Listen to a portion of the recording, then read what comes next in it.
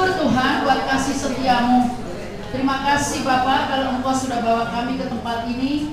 Dan kami percaya doa-doa yang kami sudah naikkan Tuhan, Engkau bukan saja mendengar, tetapi Engkau menjawab dan menggenapi Tuhan setiap doa-doa kami ya Bapak. Engkau kuduskan dan Engkau sempurnakan. Bapak Surgawi, terima kasih siang hari ini Tuhan, kami mau mendengar sedikit daripada kebenaran firman Tuhan. Bagaimana untuk Engkau mengajar kami berdoa. Kami percaya Engkau guru agung kami yang bisa mengajarkan kepada kami bagaimana untuk kami bisa berdoa. Oleh karenanya Allah Roh Kudus, beri kami telinga seorang murid yang bisa mendengar, yang bisa bukan cuma mendengar, tetapi kami bisa melaksanakan Tuhan, melakukan Tuhan apa yang Tuhan mau dalam hidup kami. Tuhan, terima kasih siang hari ini Allah Roh Kudus, kami yakin dan percaya Engkau sudah ada di tempat ini dan Engkau berkarya, bekerja atas kami semuanya. Engkau yang menerjemahkan ke dalam setiap bahasa-bahasa yang boleh dimengerti oleh setiap ibu-ibu yang ada di tempat ini, sehingga setiap firman yang ditabur tidak kembali dengan sia-sia. Terima kasih Tuhan, Engkau mampukan kami menjadi seorang pendoa yang Tuhan inginkan. Terpujilah nama Tuhan, di dalam nama Tuhan Yesus kami berdoa mengucap syukur. Amin. Puji Tuhan. Selamat siang semuanya ibu, mengucap syukur. Hari ini dimulai dengan doa bersama dan pengajaran doa. Saya percaya semua kita pasti sudah bisa berdoa dan pandai-pandai dan luar biasa doanya. Ya, jadi saya diminta oleh Ibu Farida dari National Board untuk mengajarkan dasar. Jadi dasar doa. Jadi kita mulai dari dasar, dari awal. Saya yakin ibu mungkin sudah tingkat advance, tapi ini sekali lagi dasar. Kenapa? Karena kata saya bilang dasar, karena saya percaya ibu-ibu di sini pasti sudah bisa berdoa semuanya. Tapi kalau disuruh ibu berdoa ya jangan saya. Nah ini yang repot kan? Disuruh bisa doa tapi disuruh doa jangan saya. Jangan saya lah bu, saya nggak bisa, saya nggak bisa. Nah kita belajar mulai dari dasarnya. Ya dari awal. Nah saya percaya di dalam kitab Yesaya, saya percaya semuanya udah tahu ya. Yesaya 56 ayat yang ke-7 dibilang apa? Mereka akan kubawa ke gunungku yang kudus dan akan kuberi kesukaan di rumah doaku. Ya, diberi kesukaan di rumah doaku. Aku akan berkenan kepada korban-korban bakaran dan korban-korban sembelihan mereka yang dipersembahkan di atas mezbahku, sebab rumahku akan disebut rumah doa bagi segala bangsa. Sebelum saya lanjutkan, kita ini dari berbagai denominasi. Ingat ya ibu ya, ada dari GKI, ada dari Katolik, ada GBI, ada Pantekosta, ada dari apapun juga.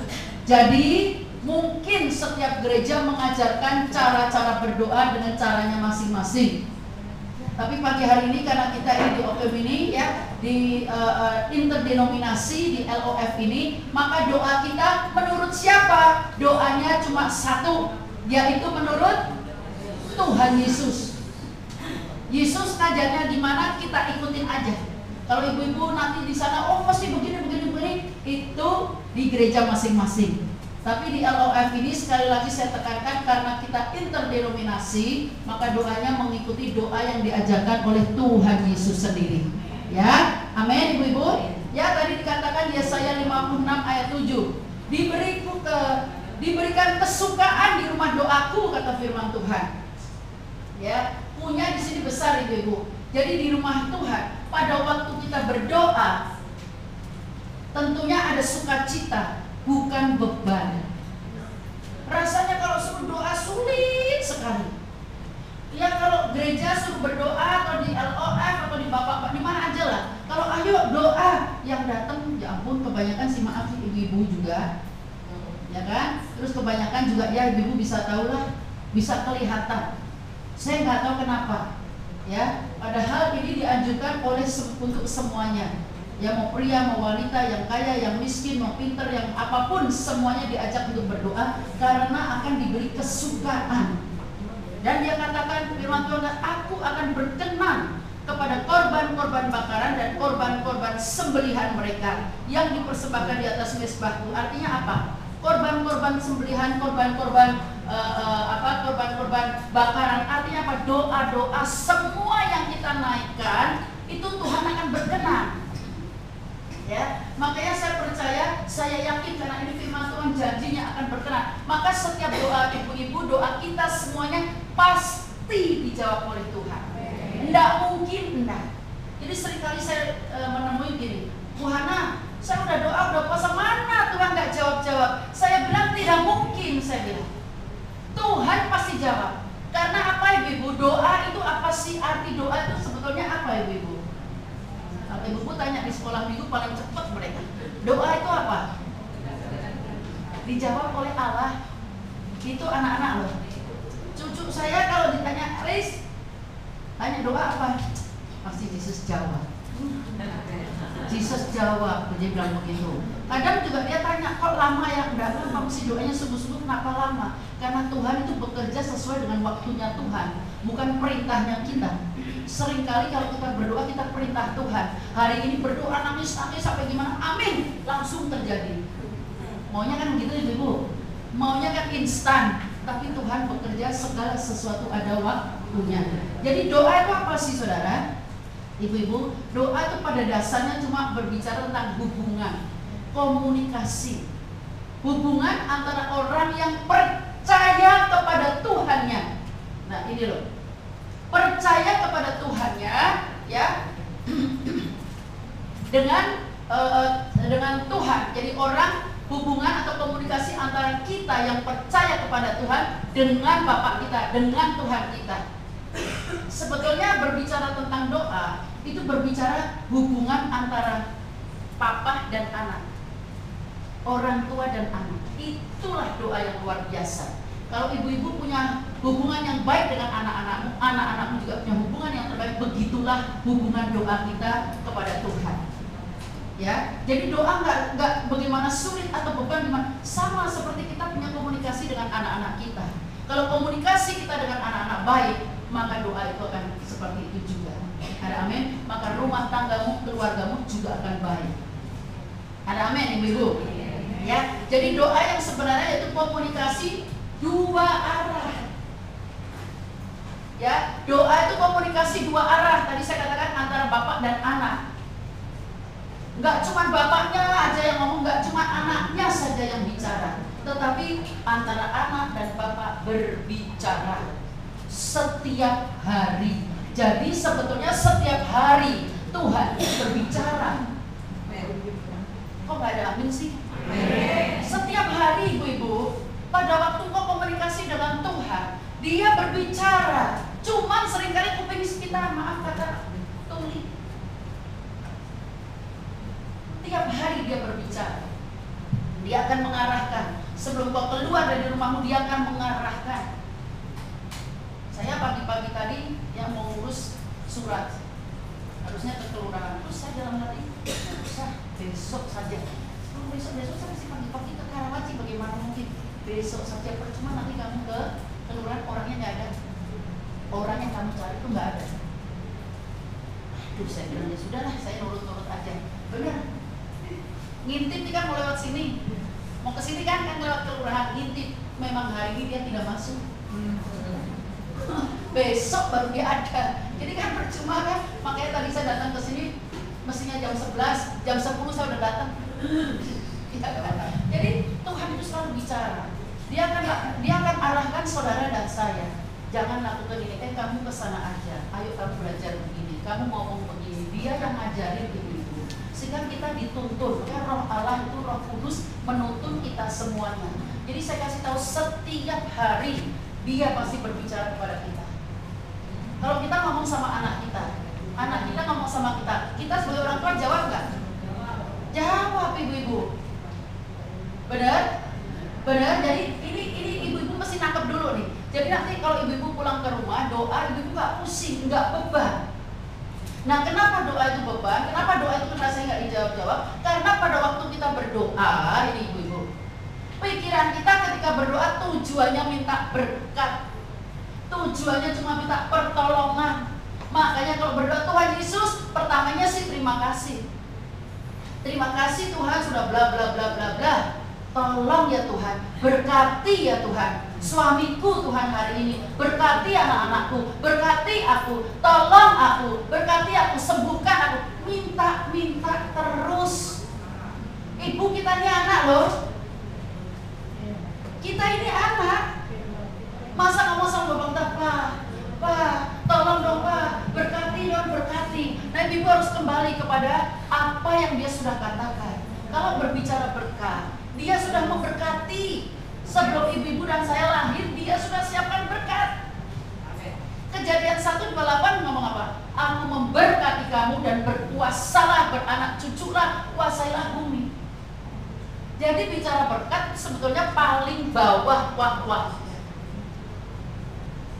Karena kita selalu minta berkat tolong. Jadi kita nggak beda dengan yang namanya apa? Kalau sering minta-minta. Hah? Nah, minta-minta terus, begini terus. Tuhan, Pak, tolong berkati. Nah, berbicara tentang berkat, itu apa sih, Ibu? Apa? Bonus. Hah? Kalau bicara berkat, pikirannya kemana? Duit. Nah, ini loh ibu-ibu, kita mesti berubah dan bertobat.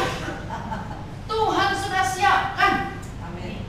Tapi kalau bangun pagi, ibu-ibu itu sudah bisa bangun, melihat sebelahmu, suamimu bangun, anak-anakmu semuanya bangun, itu berkat yang luar biasa. Kita sepelekan itu. Kita suka sepelekan, begitu Tuhan berkati. Loh, aku ini sudah berkatin kamu loh.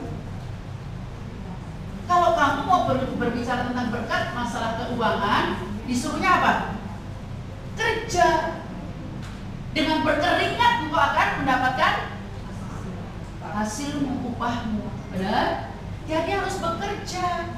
Jadi jangan salah kaprah ibu. Kita mesti tahu dasarnya ini dulu. Ya, ketika kita bangun pagi semuanya sehat, waduh Tuhan terima kasih. Nafas kehidupan itu oksigen pertama yang Tuhan kasihkan, free, nggak bayar. Coba kalau hari ini ibu sesak nafas, bayar berapa? Nah, ini sering kali. Makanya kalau bicara tentang berkat Tuhan nggak jawab. Dia malah bilang, lah udah berkati kamu kok kamu nggak mengucap syukur. Jadi seharusnya pada waktu bangun pagi, karena doa itu adalah komunikasi. Ya, tadi saya katakan komunikasilah dengan dia. Saya thank you, ada mengucap syukur. Kita kadang-kadang susah, jarang mengucap syukur, jarang berterima kasih. Kalau sudah dapat, jebret baru bilang thank you Jesus, baik, amat baik, sungguh baik. Benar apa benar? Kalau nggak dijawab, mana Tuhan? Nggak bisa sis. Wah, nggak ke LOF dulu.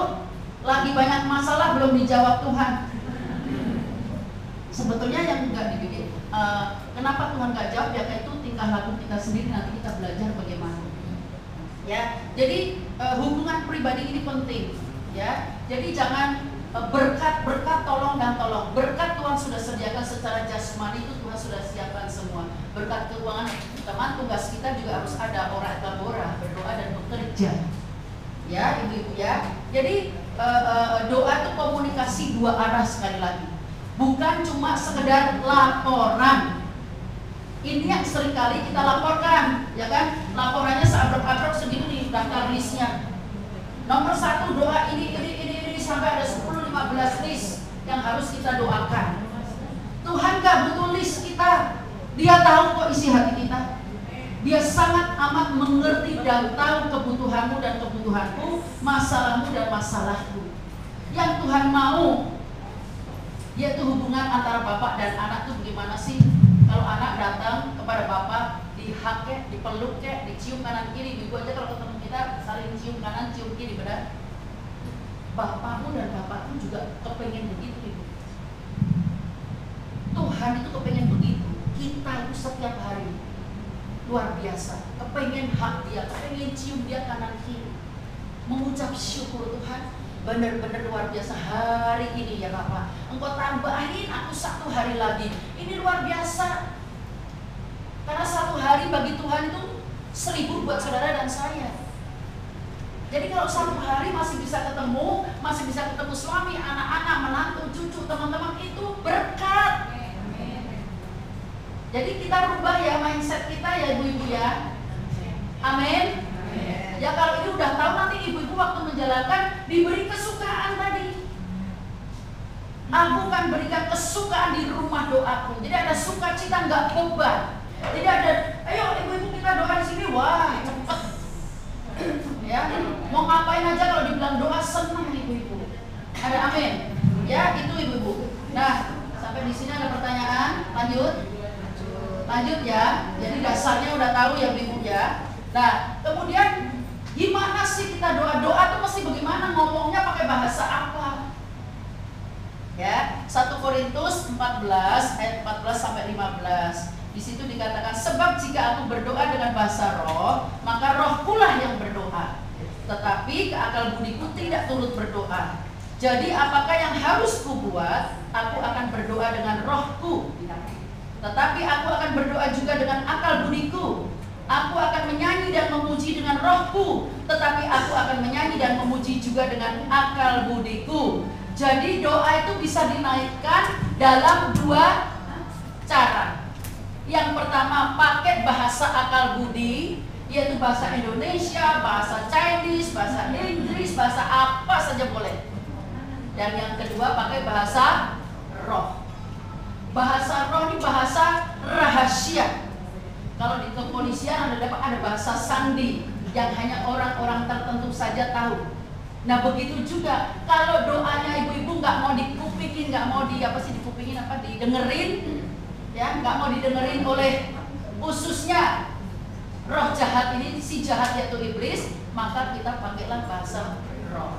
Nah bagaimana bahasa roh? Nanti kita ada sesi bagaimana belajar untuk bahasa roh, ya karena bahasa roh itu adalah bahasa yang diberikan Tuhan sendiri kepada kita. Nggak bisa diajarkan, yuk dipaksa-paksa suruh gini-gini, nggak bisa. Kalau kita minta, nanti Roh Kudus akan kasih sendiri. Ya, baptisan Roh Kudus itu datang dari Tuhan, tapi baptisan air datang dari manusia. Jadi berdoa itu juga ada 2 cara, pakai bahasa akal budi kita dan bahasa roh. Ya, sehingga ketika kita berdoa, cuma Tuhan yang tahu apa yang ada di dalam hati kita. Ya, ketika kita berdoa dengan bahasa roh. Jadi mungkin ibu-ibu kalau kita lagi persekutuan doa, ada yang berdoa tiba-tiba ya kan, apa itu? Ibu-ibu langsung jangan ngejudge, jangan menghakimi. Tapi apa sih? Bahasa roh juga tertib ibu-ibu, enggak ngaco, enggak. Ya, itu akan membawa damai, akan membawa sukacita di dalam diri kita. Ya, gimana caranya? Nanti kita akan belajar. Bagaimana untuk kita bisa bahasa roh, ya? Saya cuma nuntun, nanti ibu-ibu minta sendiri sama Tuhan. Nah, Dia akan ngajarin. Ketika ibu-ibu rindu, ibu-ibu haus, benar-benar Dia akan berikan sesuai dengan kebutuhan kita. Kalau kita merasa nggak butuh, gue pakai bahasa Indonesia, pakai bahasa Mandarin, pakai bahasa apa aja, oke, ya silahkan. Mengerti ya ibu ya? Jadi cuma menggunakan bahasa roh dan bahasa akal budi, ya sampai di sini. Kemudian bagaimana sih ketika kita berdoa? Saya sering ditanya oleh ibu-ibu Bu Hana, kalau berdoa tuh gimana sih kita? Mesti jongkok, berlutut, berdiri, atau sambil jalan-jalan, atau sambil muter-muter? Atau duduk boleh? Atau bersila boleh? Jadi menurut ibu-ibu gimana?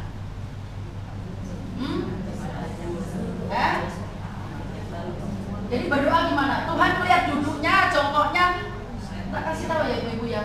Bapak, saudara, dan bapak saya ini sangat amat luar biasa baiknya.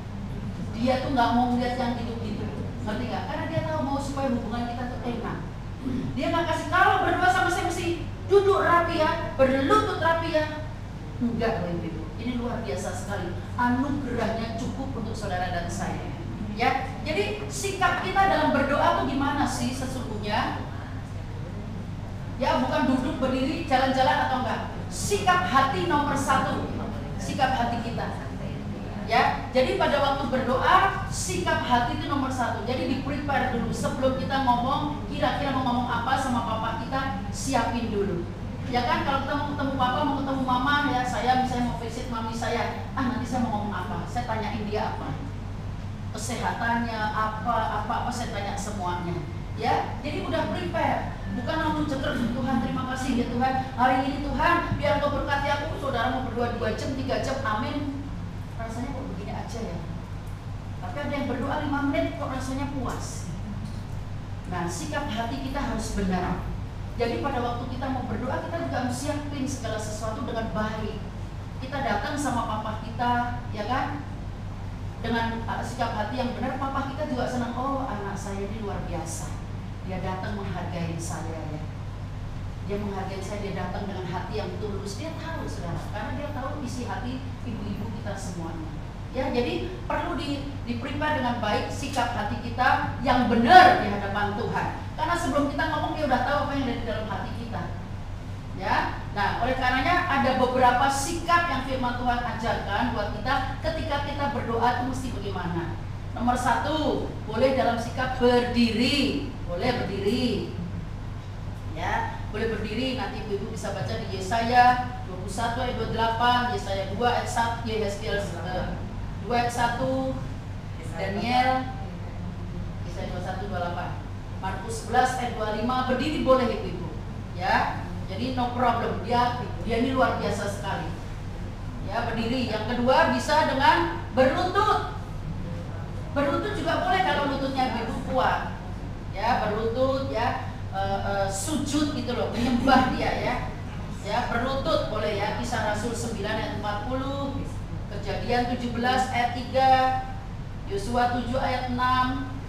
Ya, itu semuanya. Jadi boleh berlutut, boleh bersujud. Ya, seperti itu. Yang ketiga, boleh tersungkur seperti Maria. Ya, tersungkur benar-benar mengangkat kaki Yesus. Ya, benar-benar itu Maria ya, waktu itu Tuhan Yesus, waktu saudaranya mati ya, dia datang tersungkur di hadapan Tuhan.